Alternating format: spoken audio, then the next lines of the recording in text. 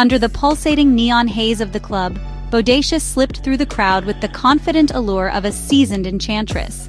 The bass thumped in sync with her heartbeat as she made her way toward the VIP section, where Re Rock usually lingered, a figure known more for his street reputation than his willingness to mingle. Tonight, however, Bodacious had a mission that was as clear as it was dangerous.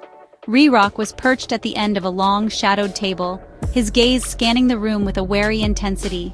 His eyes hardened at the sight of a familiar face, yet softened momentarily as Bodacious approached, her hips swaying with an effortless magnetism. He leaned back in his chair, suspicion battling with desire.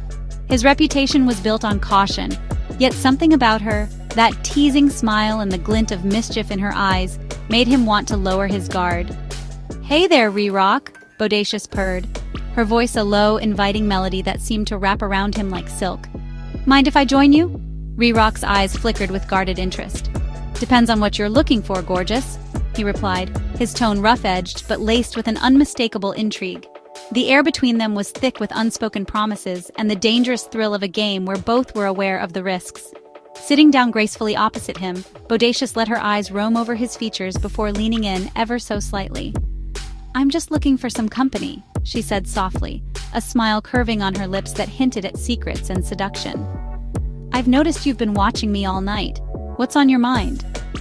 For a long moment, Re Rock's expression remained unreadable, a mask of suspicion barely concealing his growing captivation.